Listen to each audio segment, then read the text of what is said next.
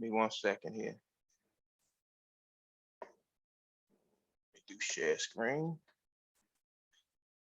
I want to first pop this agenda. Can everyone see that? Everyone see it? First, I want to say thank you for giving me the opportunity to work with you all this evening. First, I want to commend your dedication. Number one, 5:30 Eastern time. I'm in Kansas City, Missouri. I'm an East Coast guy. So, but the reality is I miss Philadelphia. I've been living in there for some years there. And I'm looking forward to getting to know who you are and know what you do. Again, Stephen Lewis. I currently hold the position of Director of Mid-America Regional Council's Head Start program. Just a synopsis of what I do. I've been in the business of human service over 25 years. I hold a position that is responsible for 2,400 children. We contract all our services out, held accountable to 33 board elected officials, and we manage a $40 million budget across 3 counties, urban, suburban, and rural areas in the Kansas City region. The largest Head Start program in Region 7, which is Nebraska, Iowa, Kansas City, Missouri, and Kansas, and Iowa, rather. Just to give you a brief synopsis of my life, I'm really getting to know who you are because this is fun for me. I'm a former athlete. I played for the University of Mexico a long time ago. I love sports. I'm grateful that you all are still in business of doing this, because when I was a kid, basketball was a poor man's sport. You pay $5 for your registration fee and you were rolling. Now I don't know what happened. I'm a native of Baltimore, Maryland. So it seems to me sports, it's interesting how they got designed now. You know, it's kind of breaking away from the neighborhood thing. So, but I'm clear you all are doing that good work. And from my experience from board development, I also do independent contract work for the last 10 years. I've taught at the University of Maryland School of Social Work in the area of board development for 5. And I've sat on nonprofit boards and led boards for over 25 years. So the way I see our go around today is going to be interactive. I'm going to give you some basic information and some high level information I hope can be of value to you immediately. So I'll shut up and I'm going to go around the being. I would like to know who you are, your role with your organization, and how long you've been doing what you've been doing.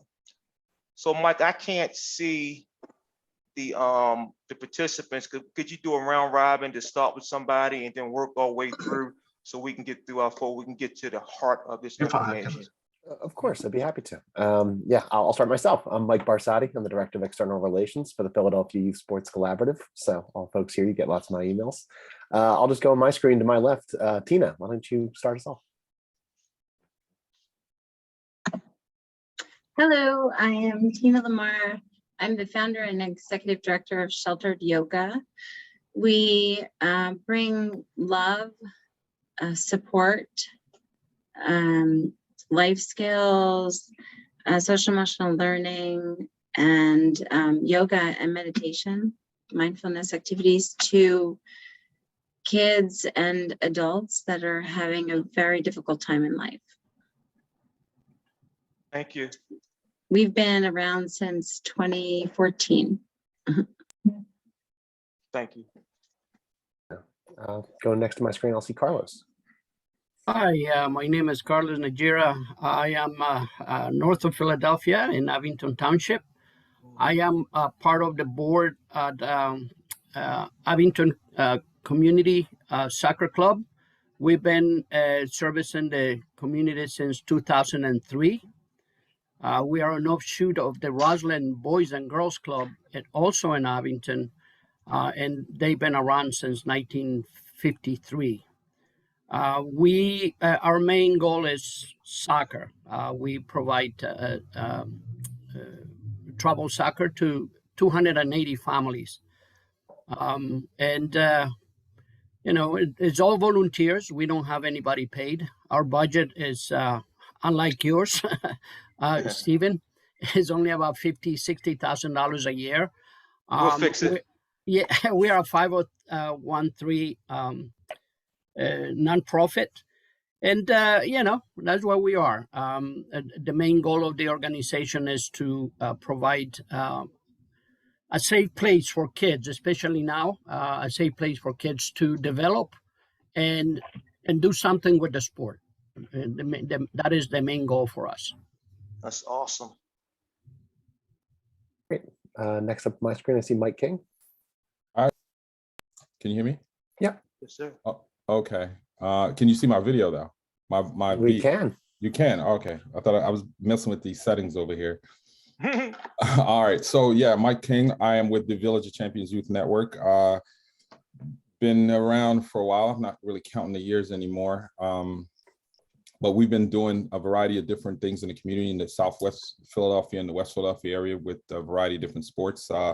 One of the things we started focusing on was youth soccer, for the younger youth. But we started off with a lot of basketball tournaments and a lot of basketball leagues. And we got involved with a lot of community service activities for young people. We kind of meshed the two, make sure the parents and the youth and the coaches understood that if you're going to participate in the community, you're going to also be responsible for making sure that the community is thriving. So we decided that we wanted to go that route. We have a variety of different sports, so we change our sports during the season. So we'll have flag football one time during the season, then we'll switch to basketball, and then we'll switch to soccer. So as the season changed, this is the space we're in.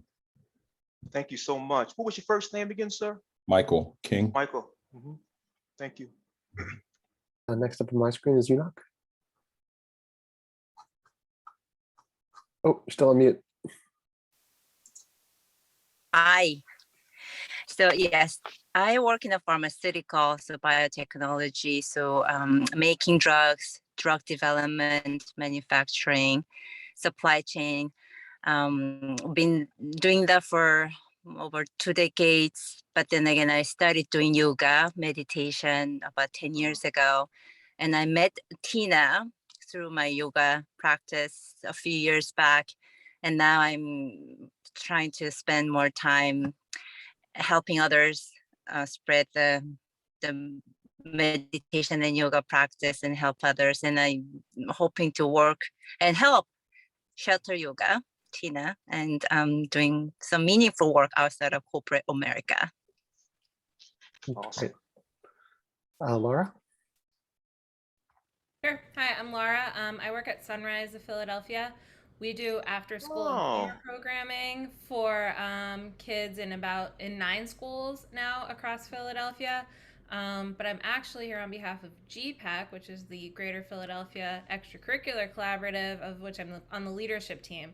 And we're a new collaborative forming in and around Philly to help advocate for better policy and funding for extracurricular activities as a whole, arts, sports, science, all of them, and policies that make those programs available to more people. And we are a organization in its infancy, and I am on the governance working group, and I thought this would be a great place to jump on and hear lots of good things.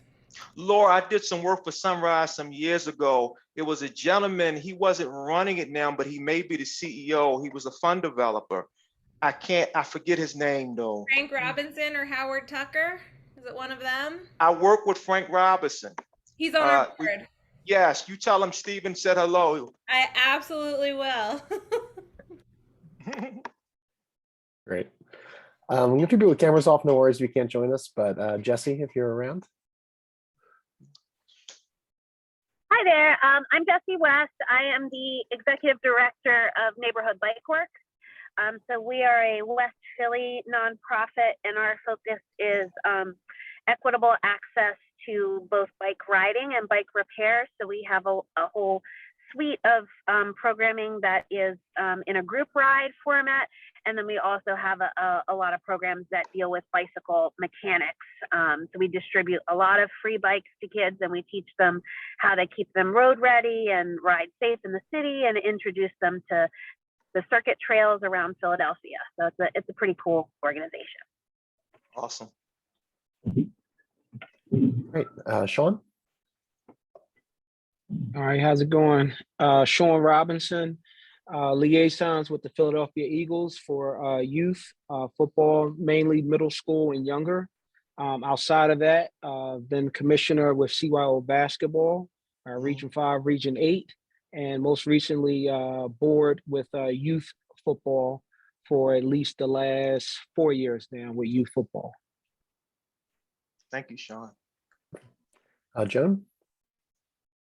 Hi, my name is Joan Thompson. Excuse me, I'm driving, so I'm sorry I'm off camera. All good. But I am the president of ODAP, Open Doors Abuse Awareness Prevention, and we're a domestic violence and prevention program. We started up in 2016, grassroots, using sports as our avenue.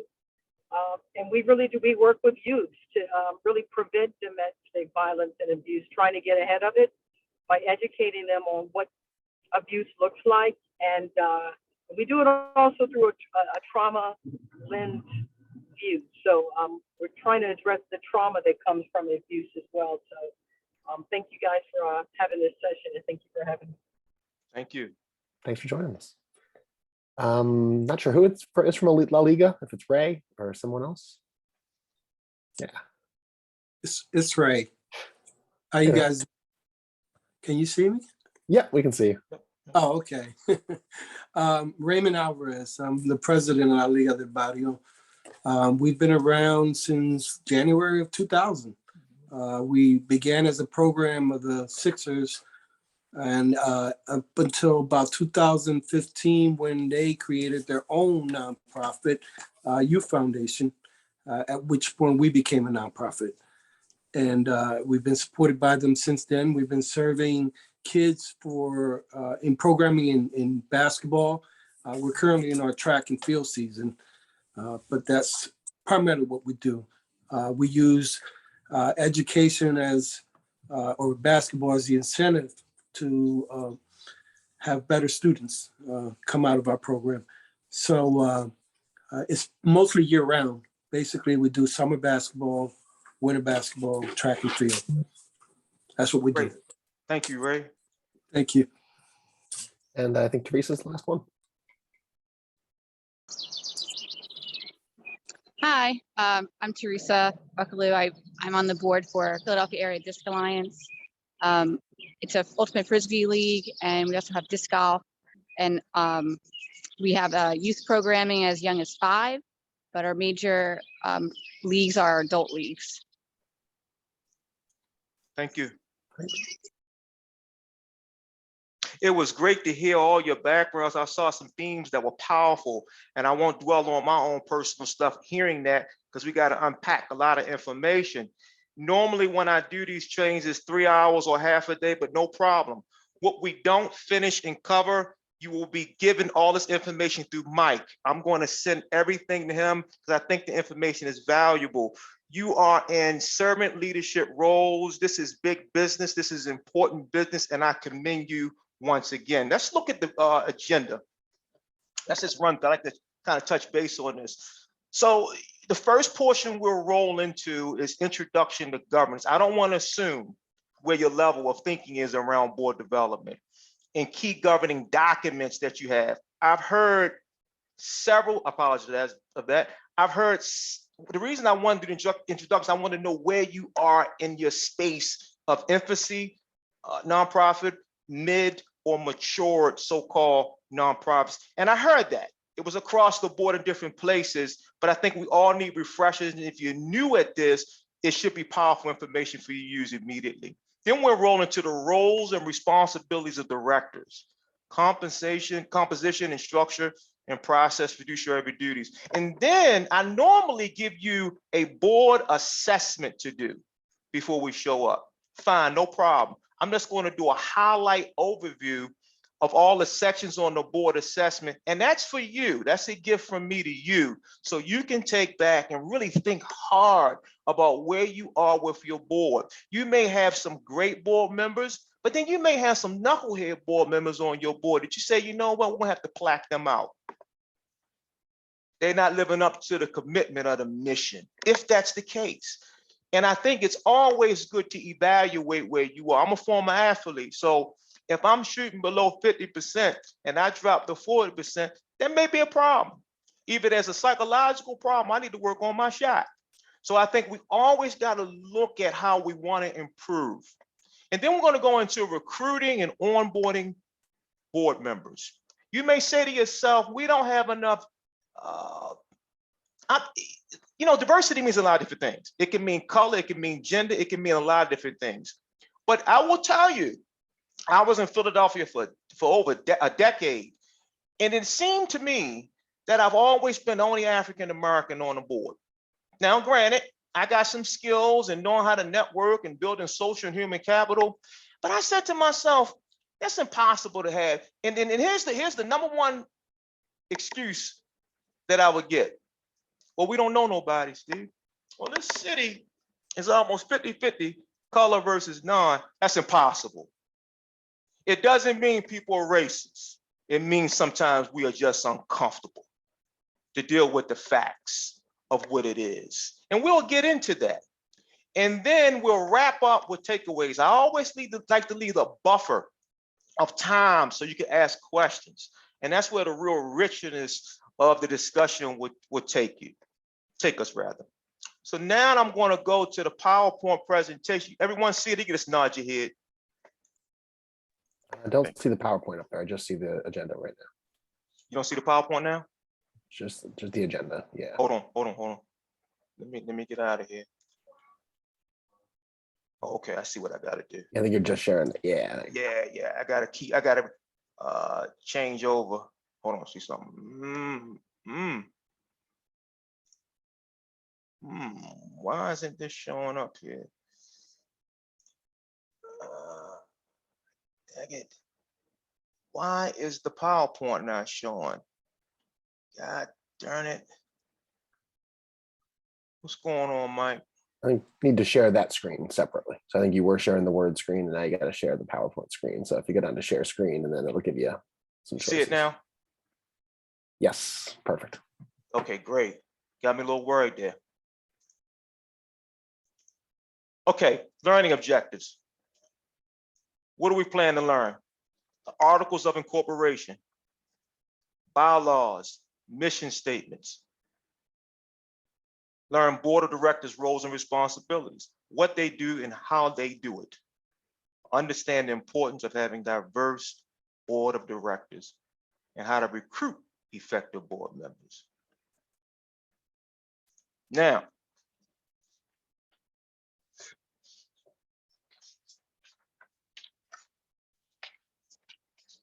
as we learn about nonprofits, we got to know the basis around them. Nonprofit corporations are creatures of state corporate laws, such as the federal and state tax laws. The law in each area imposes duties on nonprofit organizations. Okay. Many people think, and I try to warn people when they start a nonprofit, they say, well, Stephen, I want to own a nonprofit organization. Pop quiz, when you become a nonprofit 501c3, do you own it? You don't own it. Then why so many of these leaders that run these nonprofits think they own it? Once you become a 501c3, you work for the community at large. The community is who we work for. And I try to warn people that, when you start a nonprofit, you work at the pleasure of the board. It shouldn't be abuse there, but the reality is you work for the board. And we're going to talk more about that when we get through the board roles and responsibilities. Just because you are the founder of a board doesn't mean you can't be dismissed by the board. Doesn't mean you can't be dismissed. That's not what we want. That's not what we want. But the reality is, a lot of times we go into this not seeing the bigger picture on the foundations. You'd be surprised. A lot of folks don't know that there is a attorney general in every state that really is the most powerful figure over nonprofits. They can step in at any time and disrupt what's going on with a nonprofit. Attorney general. Does it happen all the time? No. Just a show of appreciation. Who is just starting a nonprofit within the first 3 years? And if you wouldn't mind being vulnerable and share with the group, do you have the articles of incorporation? Do you have established bylaws right now? If you do, it's great. If you don't, no problem. We can always build that. We could build that up. No problem at all. But it's important that we have the articles of incorporation, bylaws, and mission statement. Pop quiz, can anybody tell me your mission statement within 20 words? All right, Ray. You popped off that mute. I did that by mistake. I basically gave you my mission earlier. Here's why this is important. When I was running my company, my mission was to help organizations overcome their developmental challenges and reach their full potential. I've memorized it, it's embedded in me. You should be able to blow your mission statement off pretty quickly. I think sometimes the concept called mission stickiness. We tend to want to solve every aspect of the world's problem because we care. But it's almost kind of, we got to modify that thinking. I challenge everyone, when you write your mission statement, make it so that each one of your board members know it, word for word. If you're in the grocery line and somebody asks you, what do you do for your civic duties? You want to be able to spell that out quickly. You know, fundraising is interesting. And I laugh sometimes. People say, well, Stephen, what's the best way to raise money? People give to people, not organizations. The jockey, not the horse. You may have a great organization, but if funders are not feeling the person who's the board president or the leader, you can forget it. So knowing your mission statement is imperative. 20 to 25 words or less. Now, you and I both know we see some folks' mission statements, they're just too long to remember. They're just too long. We need this, what do you call the elevator speech? Quickly, okay?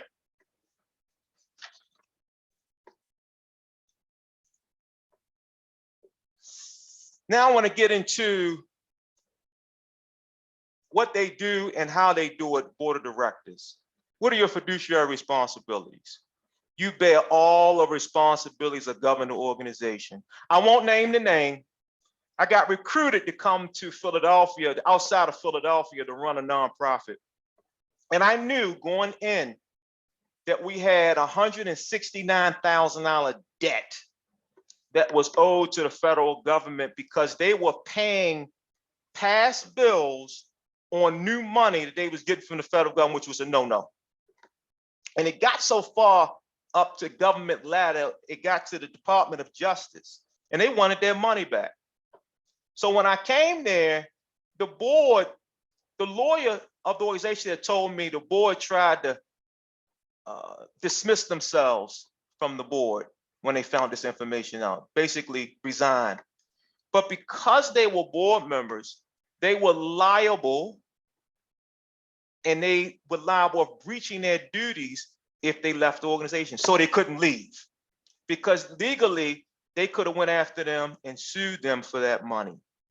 Why am I bringing this up? Because it's real life.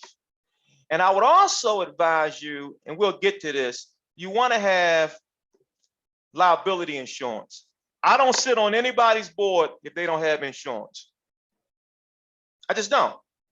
Because if you don't have insurance, if something were to happen, they can come after you personally for any misdeeds that may occur. It's just good practice in business to have these things in place.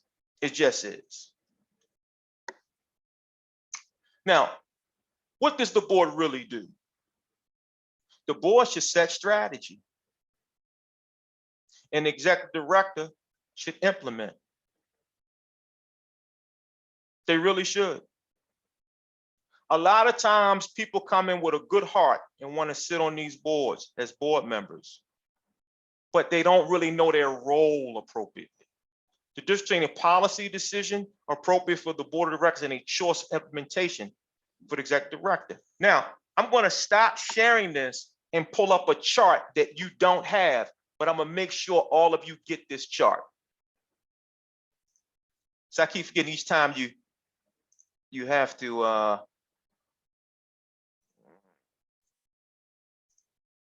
share.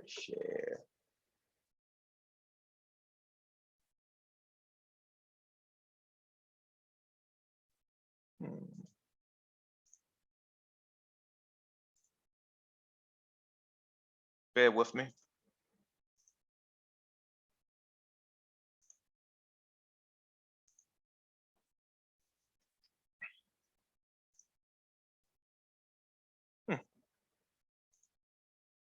You all see this? Yep. Okay, great. Okay, this chart, I'm going to make sure you all get this. So we look at responsibility. Let me open it and make this a little wider for you guys. Is that better? Stayed the same. You need a little larger?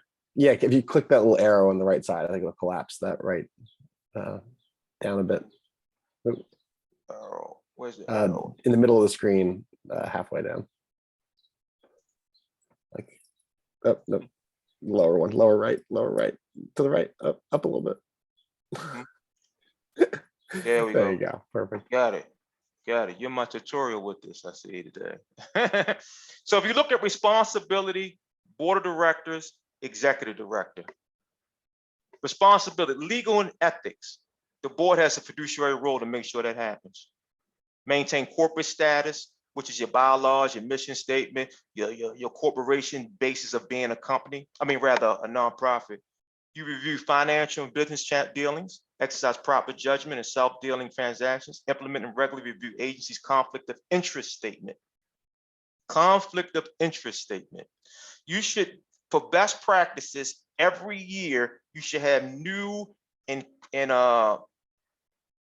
older board members sign a conflict of interest statement. It's important. You may have a corporate person on your board who wants to give you, wants to help you fundraising, but they sit on a foundation's board they want to get the money from. They would have to recuse themselves out of that situation when a vote comes. Seems as a conflict of interest. So what's the responsibility of the executive director? Must provide information to the board. It is the job of the executive director to provide the appropriate information to the board. Compiles information for annual filing requirements.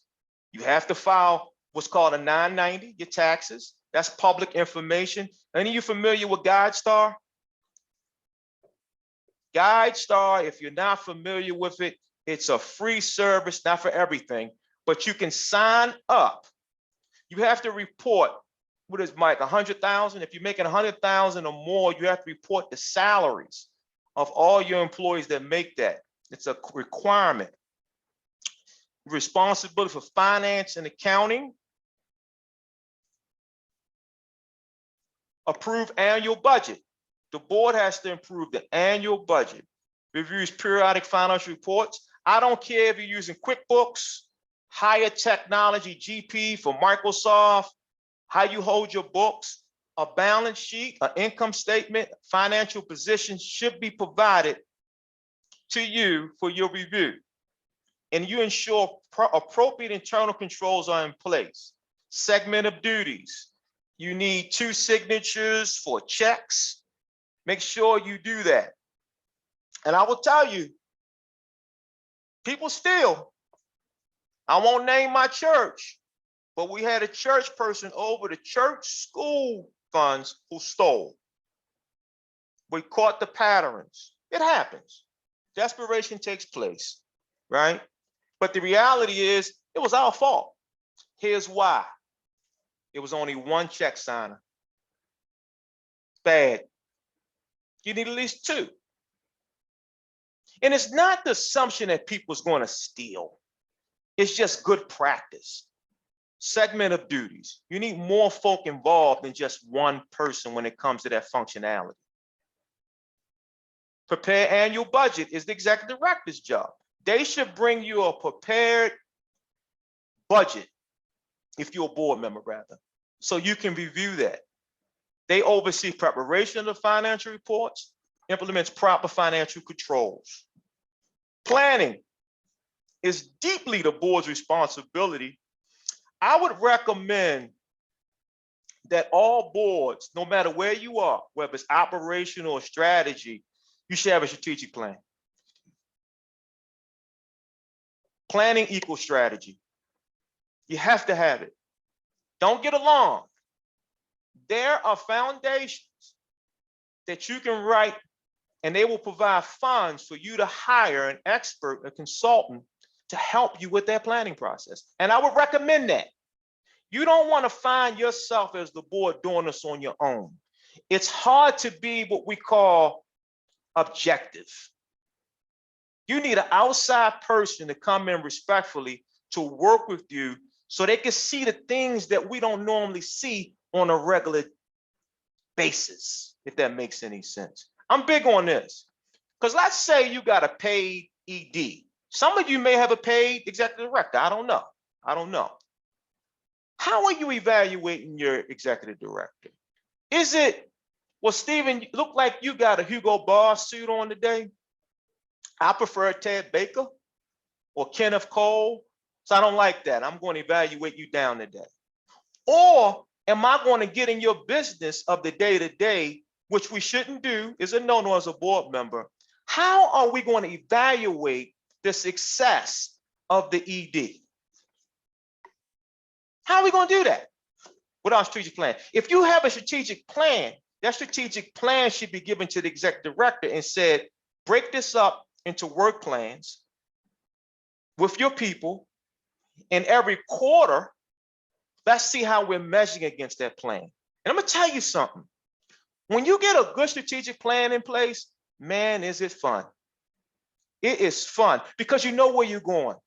Yes, it's some work. I sit on boards now that we got it. No one wants to do all that hard work. I can contest it at times. But when you have it in place, you know where you're going. You know, all of you are doing great work. I can sense it because you hear 6 o'clock Eastern time. I know that. You don't, that's not to be challenged, your heart. But when you have a plan hooked up on that, baby, you can go to the moon. And when you're trying to get money from foundations, they look for 3 things.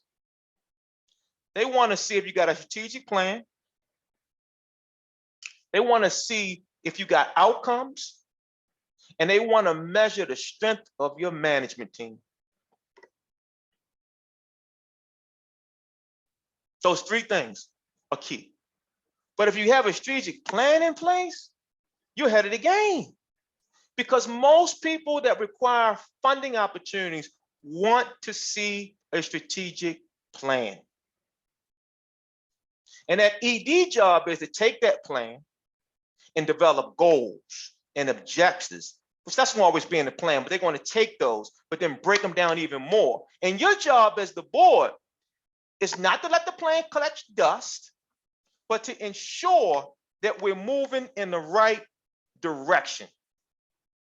You can't do that without a plan. I am telling you, without a plan, you got a problem. Because it becomes about our egos and our agendas. We don't want that. We don't want that. And so now we go down to policy. Board, you set policy. You set policy. The ED implements it. Personnel. Board elective office hires the ED. The job of the board of directors is to hire. Oh, I got a question in chat. I apologize. Are you talking about strategic plan strictly to the board, or you're saying strategic plan for the entire? I'm talking about the entire organization. Great question. I apologize for not seeing that sooner. The entire organization. Entire organization. That's the job of. But I think to make it whole, you always want to involve your ED from the beginning, mid, all the way through, and some of his management team as well. It's a partnership. It's just the board's responsible for that, but it's a partnership. It can't be the board doing this in isolation of the ED. It just can't be. That respect has to be there for them to work in tandem on that. You evaluate the board. Pop question.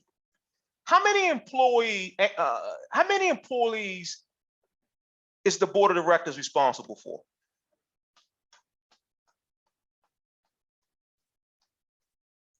One. Oh, Mike, you're cheating. You're right. Just one. The The director, ED. the ED. That's right? exactly. True story. I was running the organization and we had what's called a rogue on the board. She came to me, I wasn't even on the job for 2 weeks. I need you to fire X, Y, and Z. I sat back in my chair, I said, woo, okay, let me see. So I said, respectfully, I can't do that. Why can't you? I told you to do it. I said, nah, I need to get to know this person. And furthermore, and I say this respectfully, it's unethical. The other board member, for some reason, was afraid of this person. And they were letting this person run wild. And it was disruptive. And we dealt with it. Now, I did not go that way, of course, but I did have a problem out of this person. And I will talk more about how you get around all that. So the ED, and this is exactly what I told her. I said, well, you hired me to be responsible for the day-to-day operations. That's what I signed up for. That's what I thought I was hired for. But she still wasn't having it. It wasn't good enough. So she had a vendetta against somebody. But it was inappropriate because the ED job is to hire the staff, evaluate the staff, and delegate on where it's appropriate.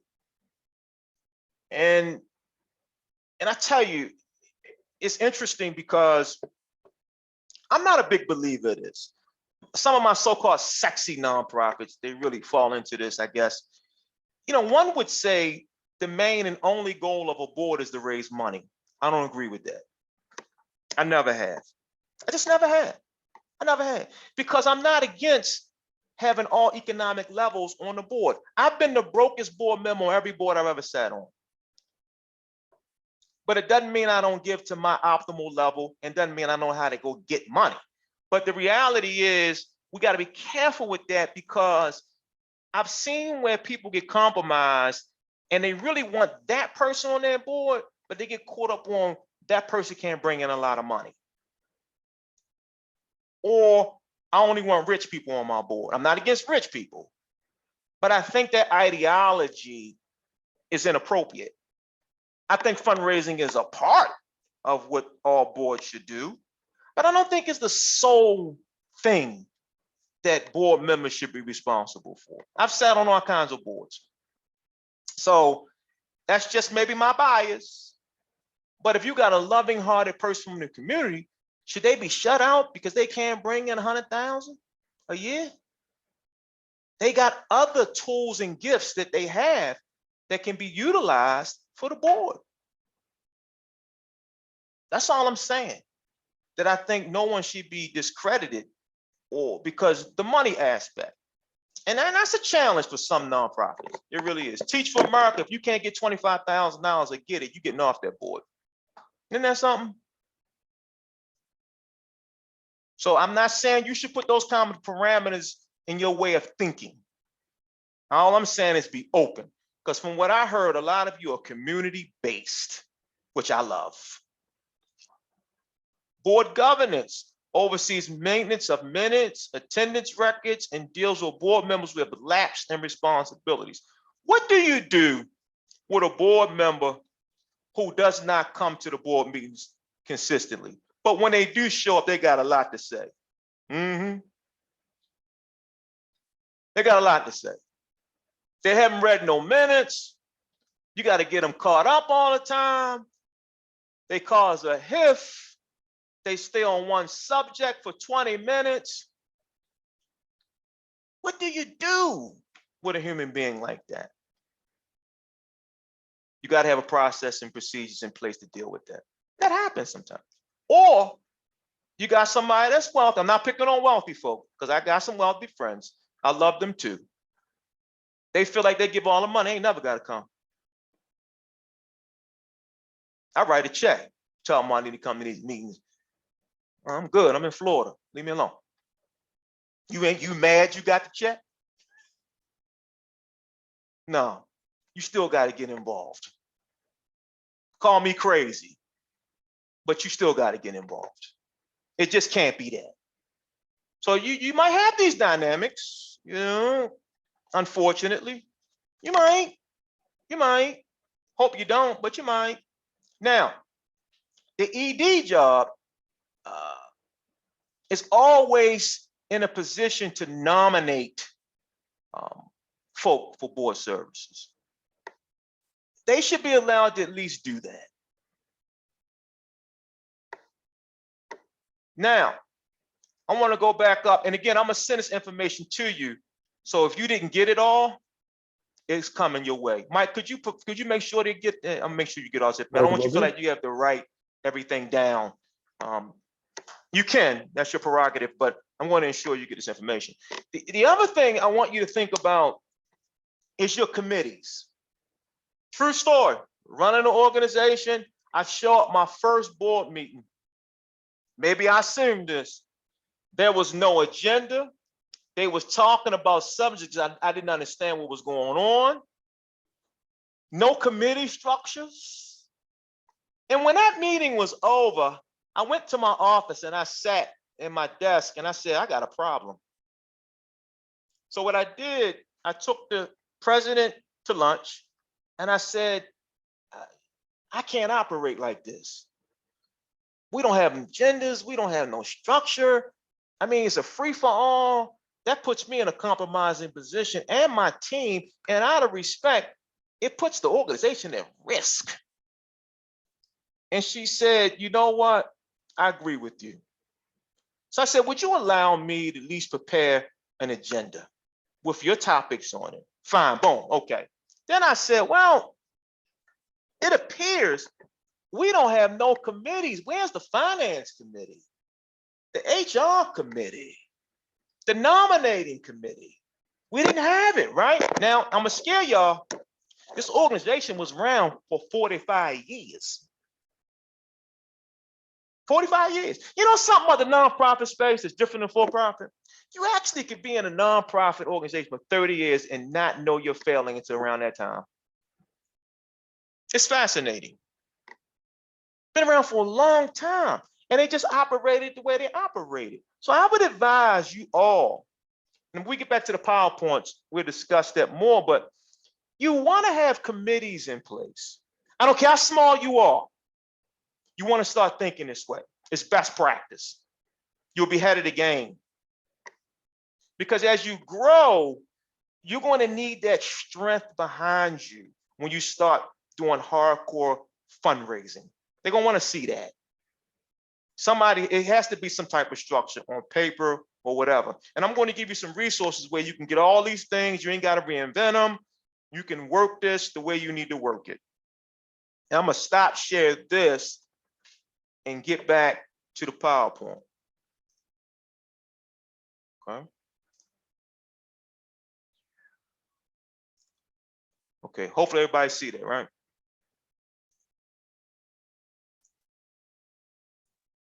Okay. Okay. We talked about the chart, and I think as you see the flow of all this, I can't tell you what's the most important. That's for you to decide. But the board's delineation from responsibilities is a big one from my perspective. Let's talk about some governorship by group decision. By law, boards must act as a group. Decisions are not made individually by directors. Now, there's a concept called an upstairs board and a downstairs board. I sat on matter of fact, I was a board president. I hate to admit it to you. It was a raggedy experience. I've walked into a situation where we were split down the middle on board members on what side of the philosophy one wanted to be on. And what I realized, people were meeting around my back. And I said, I got to deal with this. So people were making decisions and getting it back to the organization without bringing it to the full body of the group for us to make the decision as a total group. Total violation. Total violation. Now, what happened, we brought a consultant in and half of the board left after the training. That was the bad part of the board. The good part stayed. And they wanted to do their own thing. They didn't want to listen to the rules. So a decision had to be made. See, sometimes you got to let board members go. Painful as it may be, you do. Because it's not accomplishing the big task. Is it transcending self-interest? Is it about me, or is it about us or the mission that we're trying to accomplish? Or you trying to be the Don of Dons and want your name everywhere? Can't be about that. So when you're making a ruling on something or decision, you should have what's called as a quorum. You need at least 51% of your board in place to make these decisions. And there's a little book called the Robert Rules. Robert Rules. You may want to write that down. Robert Rules. If you haven't heard of it, it really teaches you the commands of how you should operate in that space. You know, you are a policy maker of the organization, but you should never operate the day-to-day business of the organization. Let me repeat that. You are the policy makers of the organization, but you should never operate the day-to-day of the business of the organization. Only if that ED has to be dismissed or they leave or something in that way. When the ED leaves, the Board of Responsibilities is responsible for making the organization whole until you get a permanent person in play. Always the case.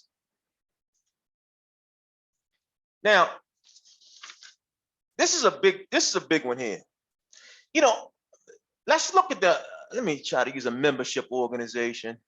Let's use the NAACP. Their structure is a little unique. They got 100 board members or more, right?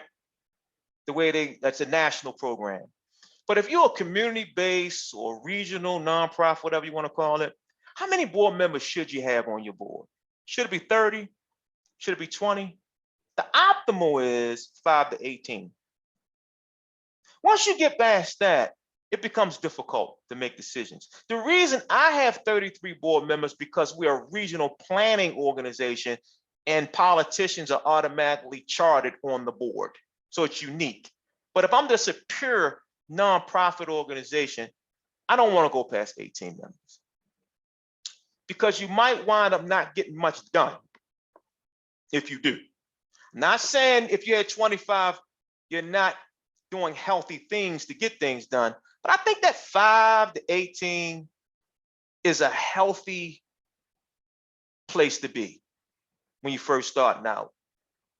Some boards tend to be very large, as I stated, because it has to represent the many constituents. That's the kind of board I report to. Because they're over jurisdictions, it's so large. Community leaders, etc.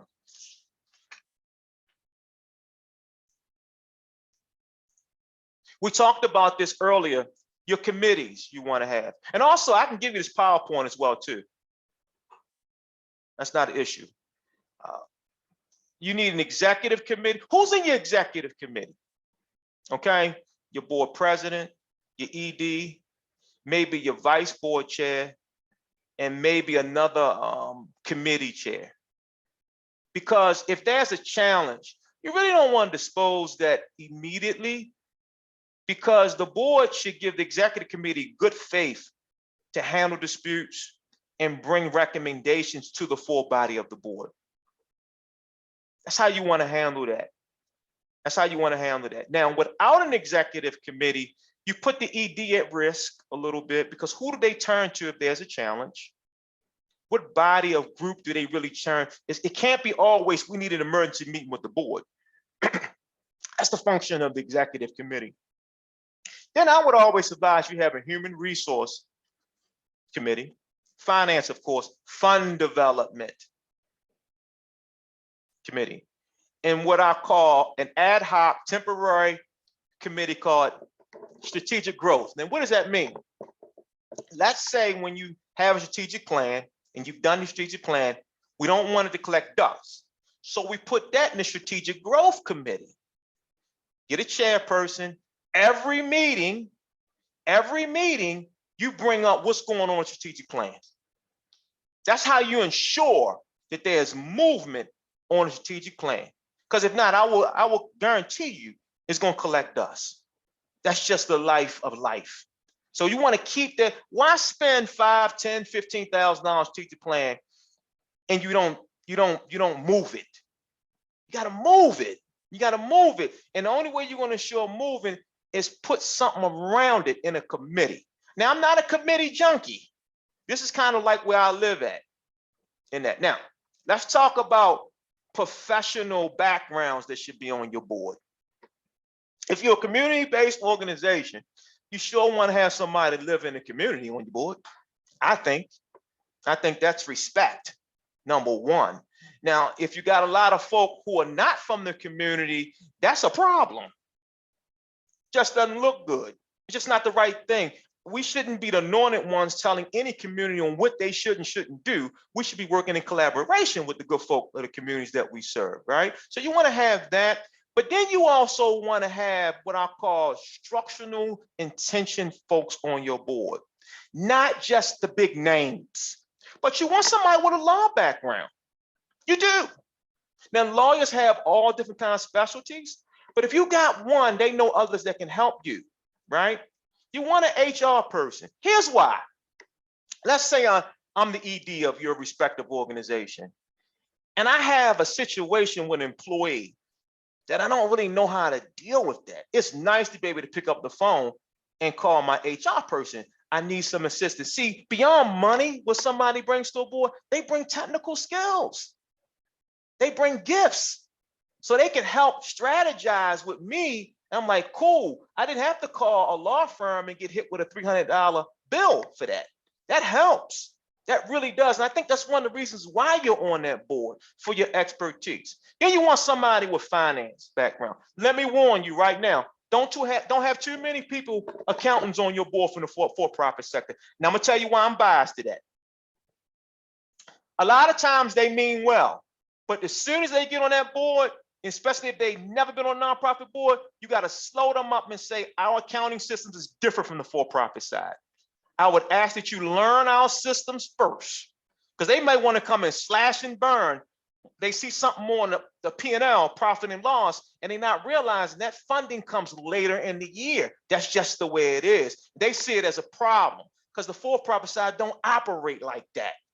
So I'm not saying I don't love them. I do love them, but you got to slow them down quick.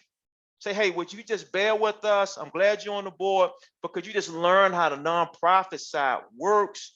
You know, I don't want you to think everything's a red flag. You know, they get, you know, and I'm not just being biased to the point of they don't know what they're doing. But my experience, my lived experience is that you got to slow them up a little bit, right? So now, what if you have somebody targeted to be on your board, You're like, man, I really want that person on my board.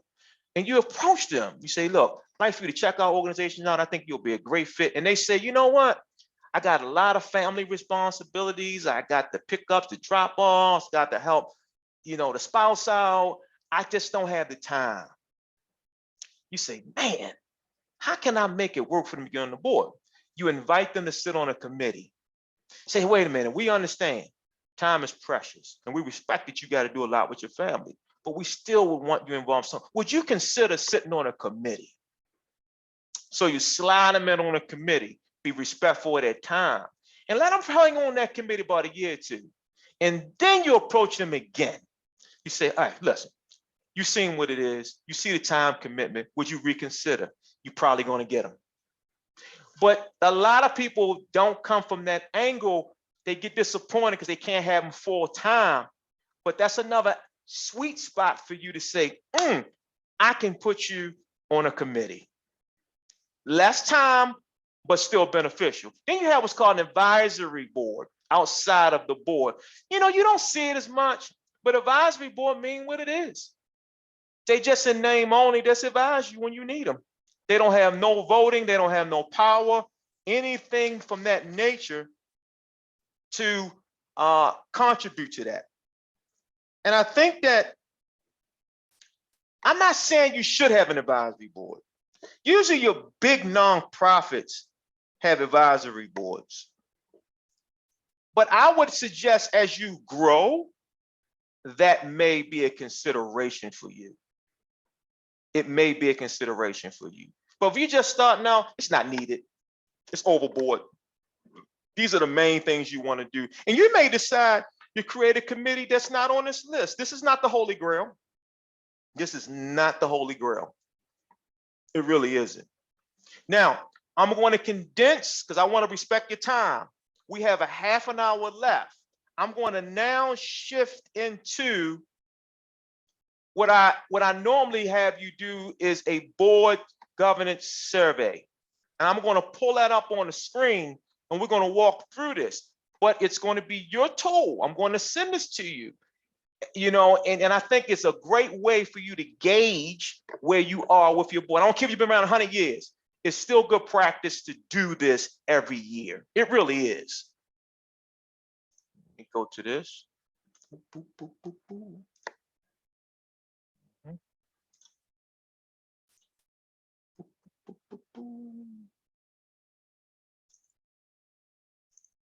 Okay, does everybody see that? Let me open it up. Everybody good with this? Okay.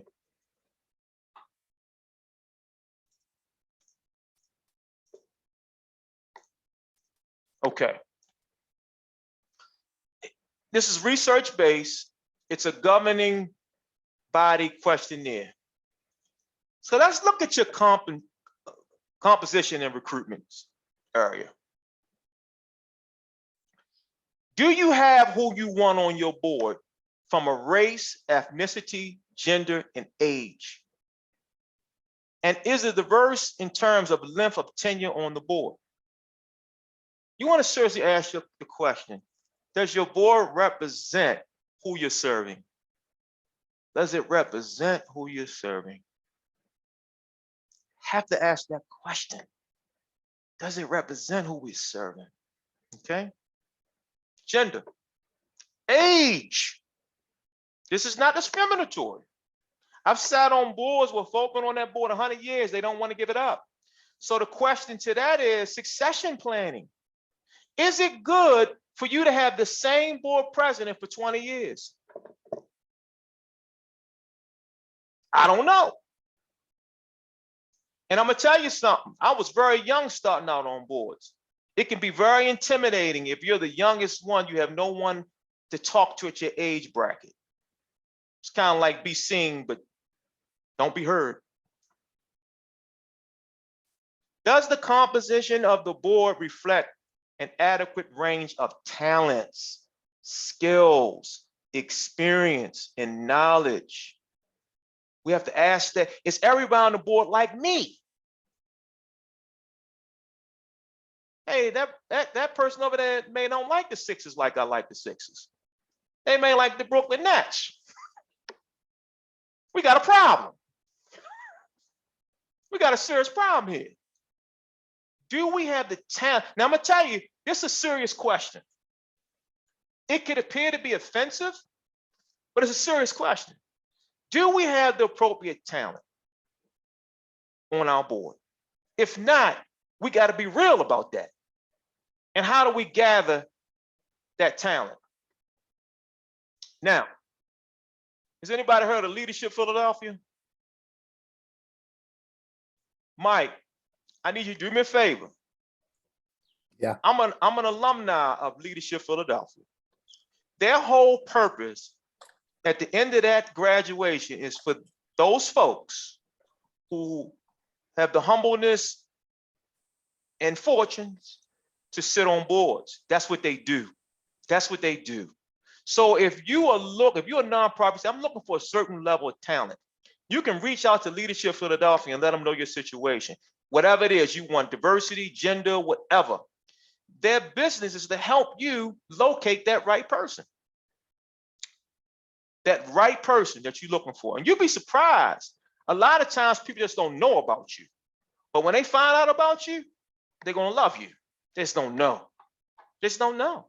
Because a lot of times when you start now, you don't have the funds to market and promote and do all these things. You just don't have those funds available to do that. So I want to give you the resources that make it a little more easier for yourself to really be able to pick up the phone and say, hey, I'm just starting out here where I am. I would like to position our organization to get some talent on our board members. And you vet them out from there. Are procedures for board recruitment clear? How do you recruit? Is it through word of mouth? I'm going to tell you what happens when it's through word of mouth. Everybody on the board going to be and look just like you.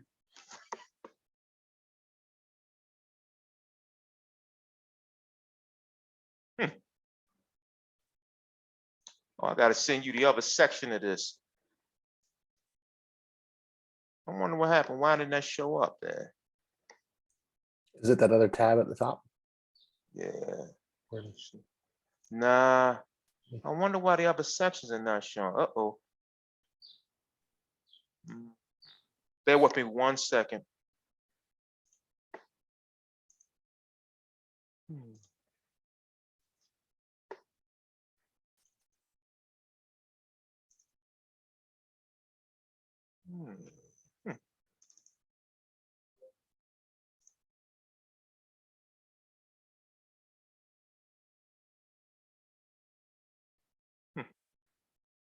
Give me 1 second here. Everybody see that? I just see the same sheet. Okay. No, it popped up. Give me 1 second here. All right. So you also want to evaluate yourself on key responsibilities. I recommend that you do a board governance training once a year. Once a year. 1 second. There's a lot of questions on here. Do you have all your bylaws in place that reflect all legal matters? And what I'm going to do is give you a cleaner version of this, and I'm going to send it to Mike. And I would advise that everybody take this to your board and evaluate yourself. Self-examination to see where you are. You may be saying to yourself, I'm just getting started. But the reality is, even if you're just getting started, you got to know where you are. You have to know where you are. Now we're going to go into recruiting. I'm going to hop on this a little bit. Can everybody see this? Now, I'm sitting on a board in Philadelphia. I won't name the name because I want to keep things a little confidential here. The organization, not bragging on me, these are facts. The organization has been around for over 50 years. West Philadelphia. I was the only African American on the board. There were no women, all middle-aged white, good folk. Now, you got to ask yourself, well, Stephen, are you the anointed one? Absolutely not. But I told you, I've been around the block. I put myself in a situation in another network that I was referred around the city for open board seats, right? So I'm on this board and the ED comes to me and says, we got to change this. We don't have anybody on the board that reflect the people we're serving. We don't have no women, we don't have people of color, Latinx, that nothing. So I said to him, so what have you done? He said, well, I'm dependent on the board. You're not asking the question. Have you called the African American Chamber of Commerce? Have you called the Latino Hispanic Chamber of Commerce? Have you networked with anybody outside of your race to have a discussion about this? Answer was no. And it's amazing to me. So again, it doesn't mean people are racist. It means people are uncomfortable. So we got to get people uncomfortable. So there has to be effort. What's the effort? I'm sharing this with you all because I don't want this to happen to you. You cannot use the excuse in a city like Philadelphia that you can't find diverse people. Not Philadelphia. Maybe Idaho, respectfully, but not Philadelphia. We got everything in Philadelphia. Everything. We cannot, that's unacceptable for us to even think that way. But it happens all the time. It's mind-blowing to me. How can it be 2020, 21, I find myself still being a first? That doesn't make sense. That's really psychotic from my perspective. So I always started like this, and I don't listen. I got all nationalities as colleagues. They say, Stephen, so what should I do? I always ask the questions. How many black friends you got? They get the, I got a few. They said, well, Stephen, how many white friends? I got 4. Yeah, I got 4. You're 5. So I got 5 good folk that I know that's outside of my race. The point is, if you don't have anybody that you deal with on a regular basis that don't look like you, why would you know somebody? It doesn't make sense. So if you're going to establish something, you keep using excuses, well, I don't know nobody. It's ridiculous. Then you have what's called fit. Is it the right fit for you to send a board? All boards are not for everybody. All boards are not for everybody. I don't care what color, creed that you are. All boards are not for everybody. Just not. And then you move into recruiting strategies. What's your recruiting strategy? How are you going to recruit people on your board? Again, human nature says, hey, you know somebody on the board. Yeah, I do. Let's bring them in. That's a human natural thing to do. I get that. But what is your recruiting strategies? How are you going to recruit the folk that you really need to make things happen the way they should happen for your success?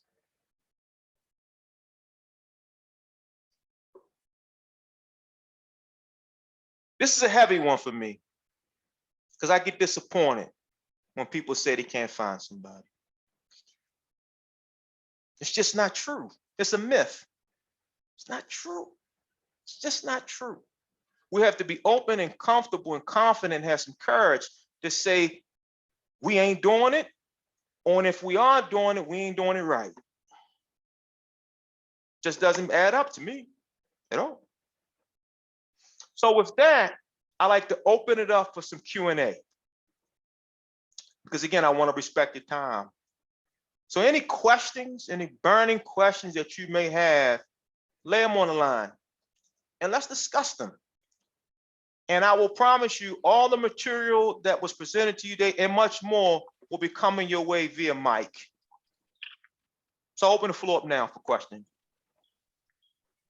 Hi, this is Joan. Hey, Joan. I really appreciate your presentation. It was pretty real. I'm in Maryland. Oh, I'm from Baltimore. Where are you? Okay. I'm in Bowie. I'm near Annapolis. Oh, you ain't from Baltimore. Okay, I'm sorry. No. But so our executive director, our founder, all of this work is going on in Philadelphia, in the high schools in Philadelphia. So here's my questions too. One, I'm on the board. I want to get off the board as a president, but my ED won't let me go. That's one. What do? And then 2, the issue of fundraising. Mhm. You know, this is where we lack. We've got very committed people. And I know that you were talking about fundraising because it's been a push for us. I mean, we need funds to operate. Mhm. What is out there to help teach us how to properly fundraise? Like, how do Yeah. you do this? Okay. So those are my two questions. What do I Okay. do? Okay. Can't get off the board. Since you in Maryland, there's an organization called Maryland Nonprofits. You familiar with them? No. Association, Maryland Nonprofit Associations. Look them up online. They have what you're looking for. You have to create what I call a fund development strategy. If you don't have that or not, it can't be. And I say this respectfully, it can't be the bake sale. It just can't. And I don't want to offend anybody or assault anybody. It's not the point. We've nonprofits become much more sophisticated than that. Maryland Nonprofits, it's in its membership organization. You can look them up online and reach out to them. Now, John, I got to ask you a question before I answer the first question you had. How long have you been the president? Since the inception, How since long is that? 2016. 2016. Okay. So what's the struggle? Do you have a vice president? We do. Okay, so is that person not ready? Has they not been groomed or? No, they're not ready. Okay. I mean, we've had a vice president that started when we started up the organization, and I mean, this person, respectfully resigned, but that was 2 years ago. So this new person has only been for a year. Okay. But no, they're not ready. I think that the conversation has to be had with this person and see if they want to be up next in line. And again, Maryland Nonprofits have training opportunities to train board members that's going to be the president, so that can be a little bit more seamless. I think part of your responsibility, respectfully, is to put succession planning in place. Because as you're saying, you can't be the president forever. It's just not fair to you or the organization. And you got to have a real conversation with the second person that's in charge. Case of you, that is the responsibility from the latter standpoint. But they may refuse it. They may refuse it. They may refuse it. And I hear your commitment. You don't want to leave them hanging high and dry. I get that. But those are Maryland nonprofits. I can get on. Okay, thank you. Look them up, and they would help you. Okay, thank you. Absolutely. Are there any more questions? Hey, this is Sean. Can you hear me? Yes, sir. All right. I have a question in regards to it's very similar, I guess, raising funds for youth football, and sometimes you run into, especially if it's like, I guess, some grant related things or whatever. It seemed like people are not as willing to give up money just for the sport. It has to be something else. How do you get into that arena of, I guess, grant writing, understanding it, and I guess meeting the deadlines? It seems like you find out about it afterwards, and the deadlines I mean, of course, there's I guess that's the question. Yeah, it depends. If you're saying that you're bored and you're new, and some of the board members have to have the responsibility to raise money, and you don't have the funds yet to hire a grant writer, is that what I'm hearing, Sean? That is correct. So your dedication has to go into overdrive. If you're saying that you are deeply passionate about this, you're gonna have a part-time job. Until you get the organization in a place where you can get funding to bring either on a part-time grant writer or full-time grant writer, you're gonna find yourself as quasi, not employee, but volunteer employee of the organization till you get it where it needs to go. Got it. Doesn't answer your question totally? It does answer the question. Yeah, it does answer the question. And then everything else, I'll talk to Mike, because Mike, obviously, with the collaboration, has some things in place that's been super beneficial, where you can get the newsletter and find out about what's available and what's coming up. But, I have one more powerful resource for you if you don't know about it. I want you to reach out to the Philadelphia Foundation and let them know your situation where you are. Okay. And they can help guide you in the direction of what we call capacity building funds. You're in a situation where you need capacity building funds that allow you to bring on a grant writer, or at least bring on a consultant to help you all strategize your plan to get more funding for a grant writer. Got it. Thank you. Absolutely. Hey, if I may, can I piggyback off of the gentleman before me? Absolutely, right? Where do you recommend to find a good grant writer? Say even part-time. Ooh, that's a tough one. I can give you a name right now. Okay, I go can. for it. It's Frank Robinson. Frank Robinson, who me and him worked on many projects. Sunrise. In the chat, I'm going to put his information in there. Tell him Stephen Lewis told you to reach out to him. Sounds Give me good. 1 second. Yeah, this is what he does. He loves it, and he will meet with you. Let me find his information right now. Yep, Frank Robinson. I'm gonna put it in the chat, and I'm also okay. Frank Robinson, and he doesn't matter how big you are, small, doesn't matter. It's not one of those intellectual arrogant things where you gotta bring at least $1 million. Yep, Frank Robinson, grant writer, 302-494-2974. Just shot it in the chat box. 2978, right? Yeah, 2978. Okay. Thank you. Appreciate it. Absolutely. All right. And another one for you too is the LaSalle Nonprofits Center at LaSalle University, if you're not familiar with them. That's for everybody. Nonprofit I haven't dealt with them in a long time. I know the last person just retired, but they're still viable. I got a question. Yes, sir. Hey, should we assign, this is Mike King, BOC. Should we assign each executive on the board to be a chair of any committee based on their expertise, or should we allow them to just volunteer for that? You should allow them to volunteer, but if they get a little shy on you, you got to start motivating folk.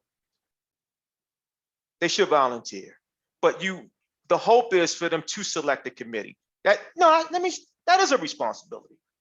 We would want some board members to really pick a committee of their choosing that they would want to be on, if you got that kind of complexity on your board. Okay, I got another question. Mm-hmm.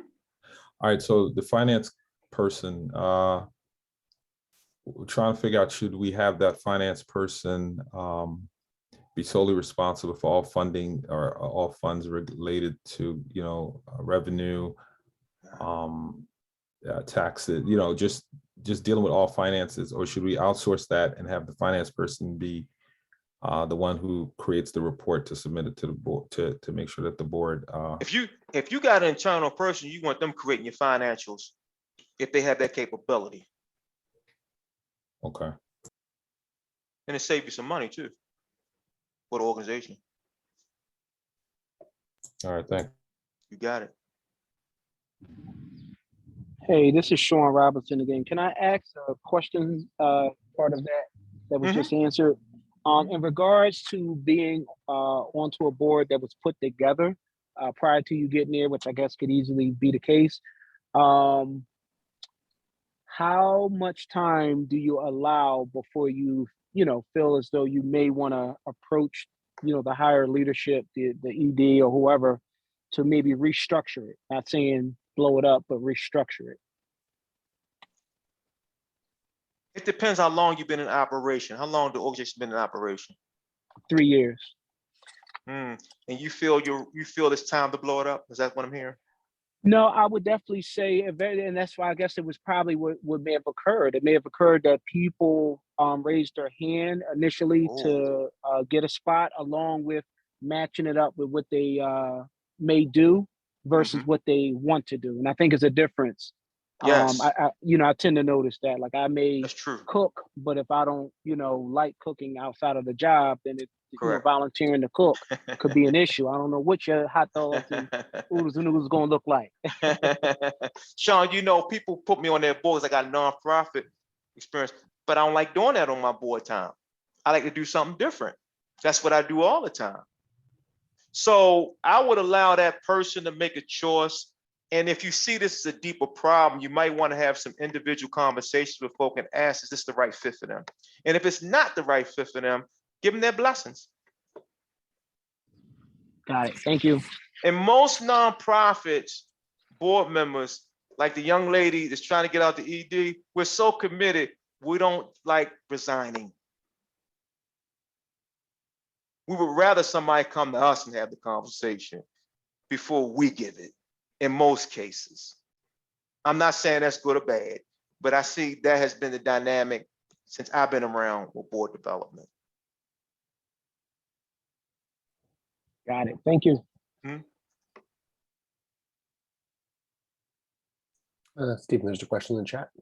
Yes. What would be your general steps in your fund development strategy? Great question, but interesting to answer. I would suggest that you first figure out what your mission statement is. If you have a mission statement, you know your mission statement, you know what you're about. You want to first look at foundations in your local area first that relate to what you are trying to do. Make sure there's a match. And then you approach them first with a phone call, let them know who you are, and what's the process of seeking funding. And they usually have it on their website. Then you want to put in what's called a letter of interest, a letter of interest of your particular project that you want funded. Now, if you go to their website and you see that the mission is a little off, don't let that stop you. They may be still interested in your project. Don't think that everything has to be lined up with synergy between them and you. You may give them an idea that they have never thought of, And they say, wow, this may be something we can get behind. That'd be my first thing to do. You need to see who you can leverage with in your local arena. A lot of people start these and want to jump right to the national big fat cat foundations. Start local first, because you need to build your credibility up first. Because the first thing they're going to say is, mostly all of them, so who's funding you?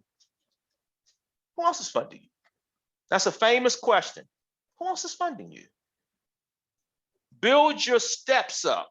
Build your credibility up before you jump to that level. Hope I answered the question. And before, Mike, that was a question you sent me, email. I want to make sure I address that. What was that question again?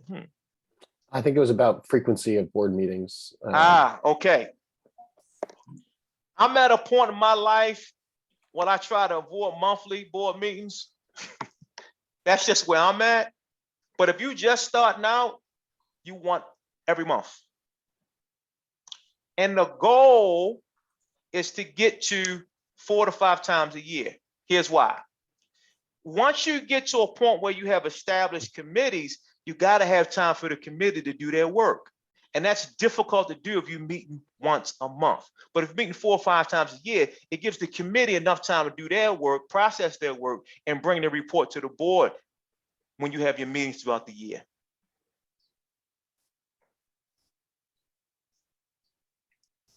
I missed that. How many times should they meet again? 4 to 5 times if you feel you're ready for that. But if you feel like you're not there yet, I would meet once a month. And the goal is to meet 4 to 5 times a year.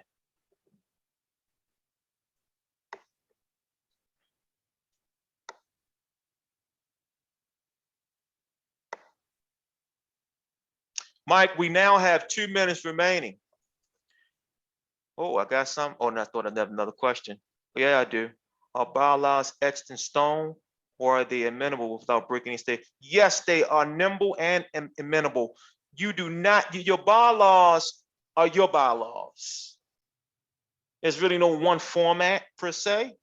They got a lot of models out here, but you make it the way you agree with your board. The thing is, you want to have them. Can I follow that up with a question? Absolutely. So then the articles of incorporation, though, are they separate? Okay, they're separate. They're separate. That's just those are documents to show you are a legal entity, how you were established as a 501(c). That's just legal stuff. When somebody come to you and ask you, show me proof that you're a nonprofit, those are articles of incorporation. Here you go. The state would give you those papers. And it's not hard to start a nonprofit. It really isn't. You got to go through the state. They walk you right through the process. It's not hard. Yeah. I know we're trying to wrap up and get to the end, but I just have one last question about when changes are happening on your board, people are no longer on your board, the paperwork that has to be submitted to the state.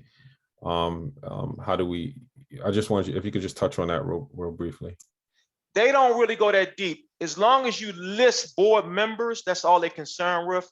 The changes, you really don't never have to report to them, ever. Once you send it off, it's cemented. Now on your 990 tax forms, you got to give your current list of board members. But you're going to be able to do that when that time comes. But for the purpose of starting your nonprofit, once you submit that off, that's it. You don't have to go back and let them know you've got changed board members, anything like that. What about when you change your articles? Yes, you do. Because they're going to want all that. But it'd be one time. It'd be one time. Great questions. See, Mike, I wish I can give you another hour, but you told me an hour and a half, so blame Mike. I thank you all for your time. I really do.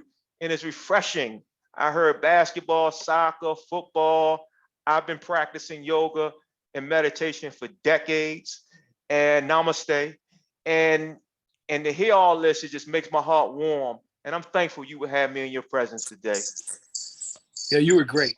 Thank you so much. Thank you so much. Like you, I love what you all are doing, and keep doing what you're doing. The community needs you.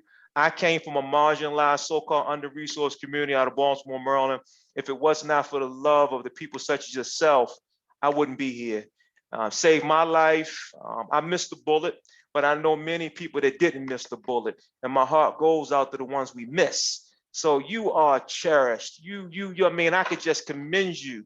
You know, no one ever wants to see the persons behind the scene, but you are the true folk that really make it happen. You don't make a whole lot of money out of this, but I will tell you the people that I remember most is my recreational coach, Dennis, Fat Herb, Black Sam. You know what I mean? These are the people, you know, that really got around me and put a wall around me and said, you can make it, you can make it. And we believed in you. And so you all remind me of those such people. And I'm thankful. I'm thankful, truly thankful. Awesome. Thanks, Stephen. And thanks for Absolutely. coming, everybody. And Thank enjoy you your so Thursday much. night. Yes, be blessed.